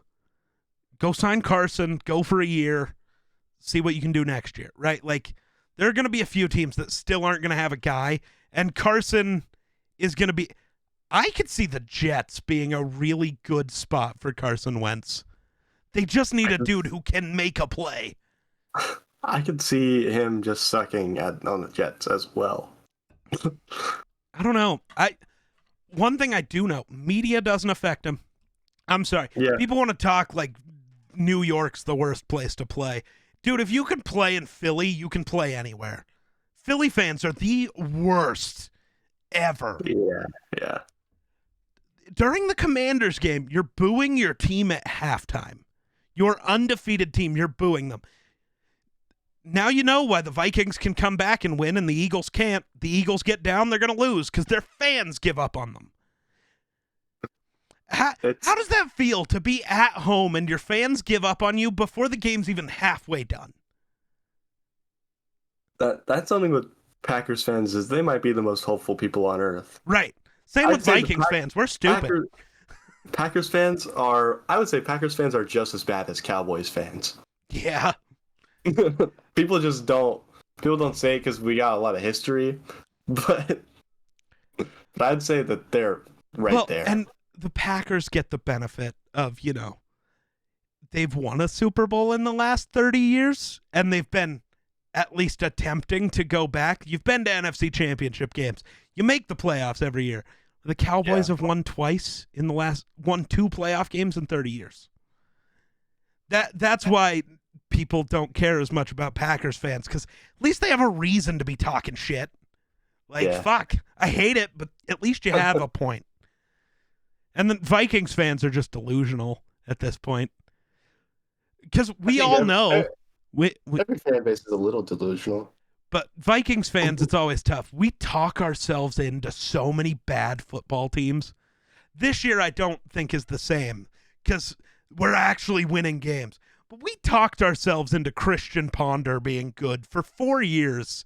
Like, homie, we talked ourselves into Sam Bradford once. Like, all Christian Ponder did was give the ball to Adrian Peterson. And it got us to the playoffs once. I'm still so pissed about that. Though, the Packers game at the end of the year where we beat you guys and, oh, look, we made the playoff. We didn't need to win that game. We were in the playoffs no matter what. It did.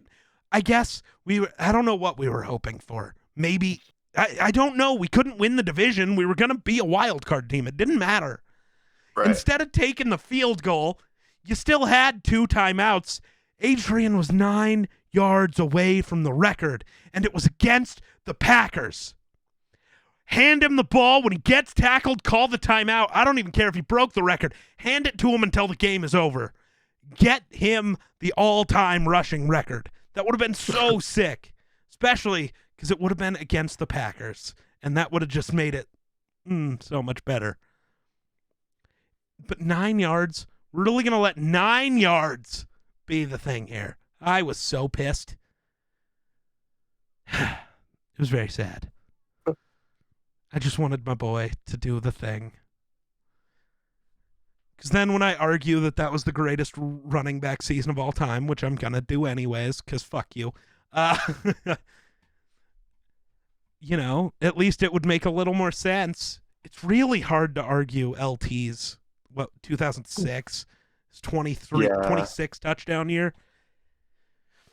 But I don't know. All right.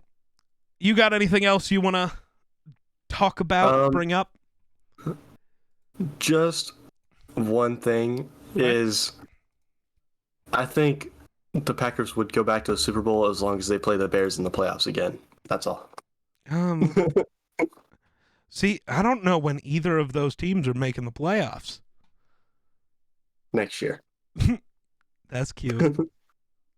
I'm sorry, there's a new king in the North right now. His name is Kevin O'Connell. He's what you wish Matt LaFleur was. I get it. No, I'm just being rude at this point. It's fine. But also, let's be honest. Are the Packers or the Bears even going to be better than the Lions next year? Yes. Really? The Lions have to have a historic draft to fix that defense. I don't think you do. Aiden Hutchinson, another year of development. Jeff Okudah has played really well. Rodriguez, that linebacker, is pretty good. So you add a big defensive tackle, which you don't even have to go through the draft. The Lions got a lot of money. Go get Daron Payne. Go steal him from the Bears. Take him. Think about the Bears. They're going to go crazy in free agency. They're going to try. Or at least they should. They're going to try. They should pay everyone as much money as they want, no matter what. Yeah. Yeah. And think about the Packers is they have a good team. It's a good team. Just Joe Barry is the defensive coordinator. So kind of sounds like me with Ed Donatel right now. I don't like him. I want Fangio. You ever seen a team just run cover 4 the whole game? Because that's what the Packers Mike do. Zimmer did that last year for some reason against the Lions. Remember their game-winning drive? We were playing prevent inside the 10-yard line. Cam Dantzler started. He's a corner. He was lined up in the back of the end zone on a play where the receiver, the line of scrimmage is the 10. Of course Amon-Ra scores that touchdown and the Lions fucking beat us. What? What play design is that? It is the most frustrating defense to watch. Yeah. That's how I felt about Zimmer the last few years.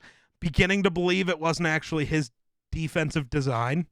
I think the players just were like, fuck you. We're done. We ain't doing this no more. Which, valid. If Zimmer was the way they say he was, that's valid. But also, I think that's my main problem with the Packers. It is a good team. Yep. There's just a lot of bumps. With Joe Barry especially. He is the biggest bump. He needs to be fired. Well, and even outside of Joe Barry, you just have guys who just aren't performing at all.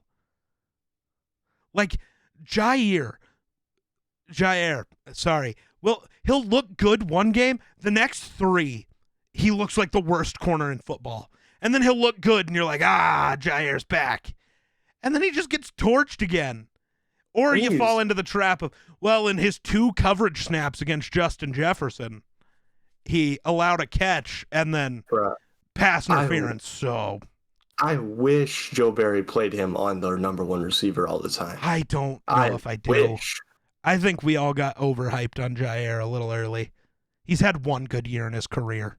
Well, last year he got injured. Right. But we've only seen him play at that level once. Is he? This year he's got 4 interceptions. We're not using that. We didn't let Trayvon Diggs be elite because of 11. I'm not letting Jair be elite because of 4. No. You know who else has 4 interceptions? I don't know. Give me a second. I know who has more than that. C.J. Gardner-Johnson. Harrison Smith, also. Harrison Smith is in second for most interceptions. I think Joe Barry is ruining Jair's career right now. I could believe that.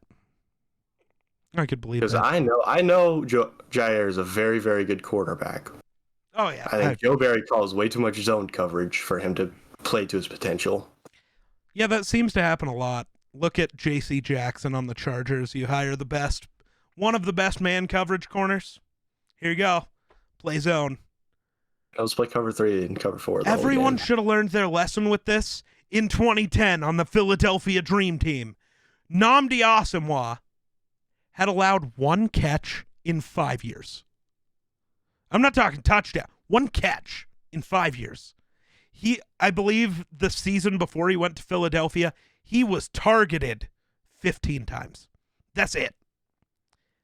So he was, at a time when Darrelle Revis was in the league, he was the best man coverage corner in the league, and it really wasn't close. He goes to Philly, and what do? We're only going to play zone. Yeah, no shit, he sucks now. What are we doing? Nnamdi should be looked back at as the greatest corner to ever live.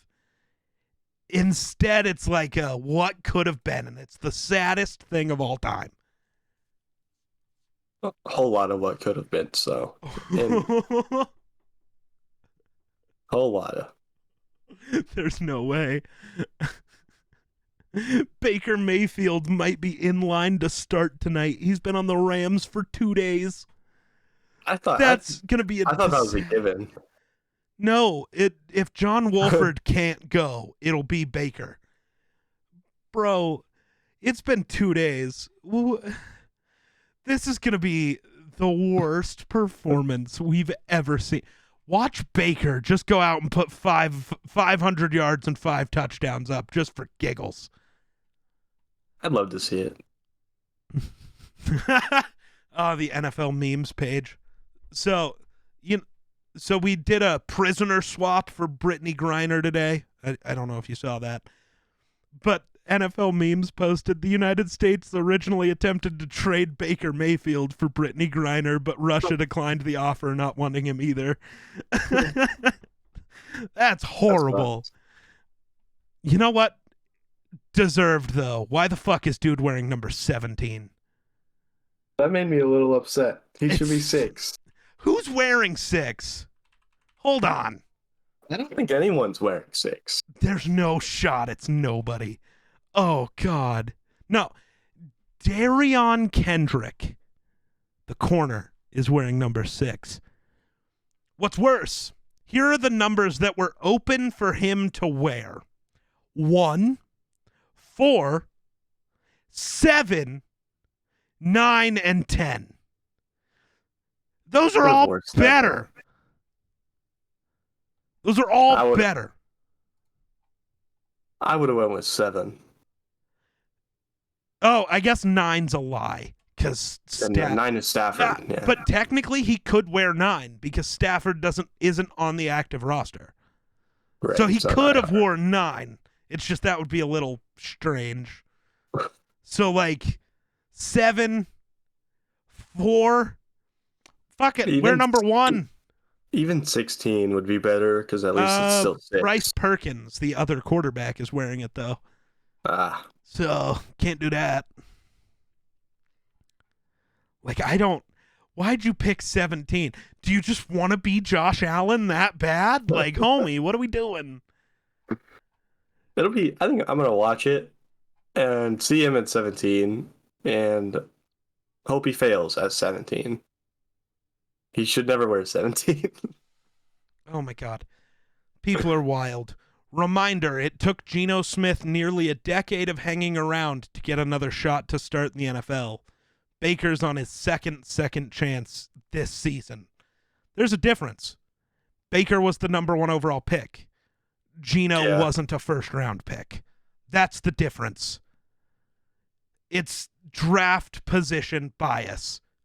That's why Josh Rosen is still bouncing around the league. He was a top 10 pick.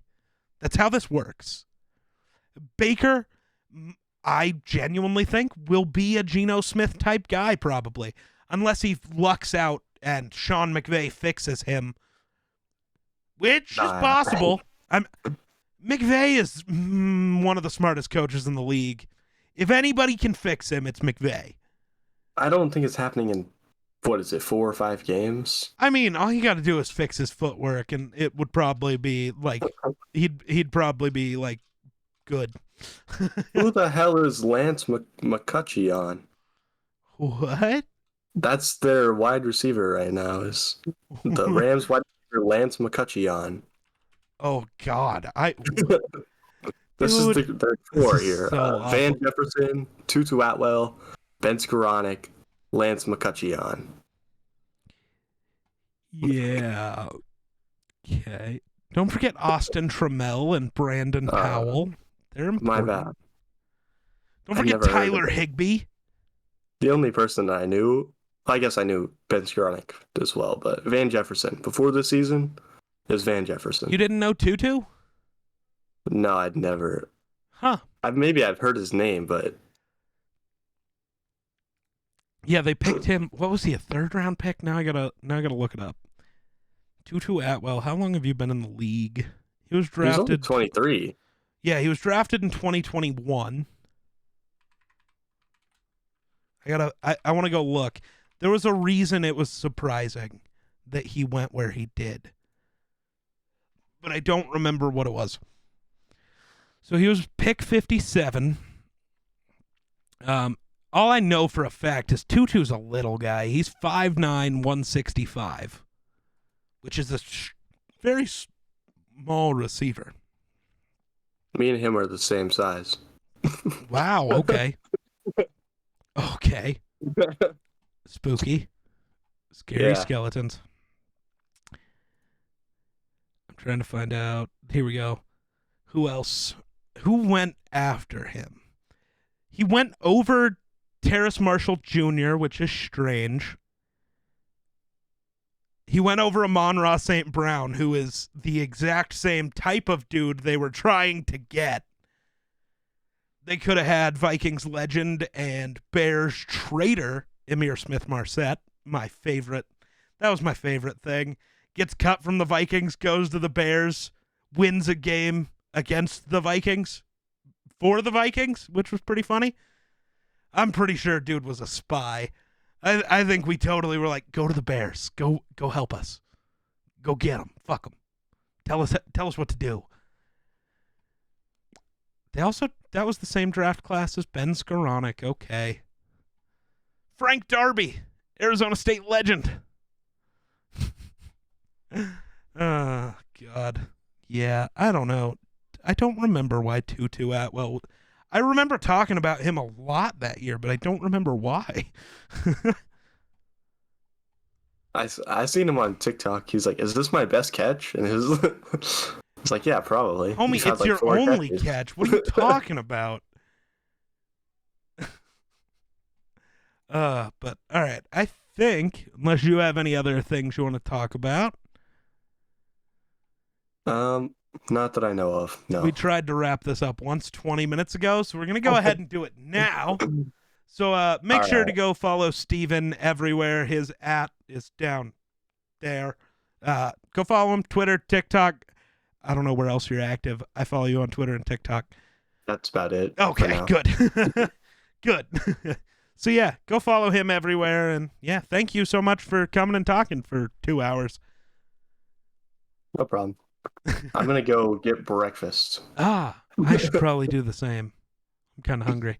But you have a wonderful night and day, what time ever it is. It's noon. I live in a room that doesn't see sunlight because, videos. I like to control lighting. I can't control the sun. It doesn't have a dimmer switch for some reason. So it's always dark.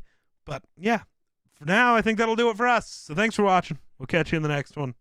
Peace.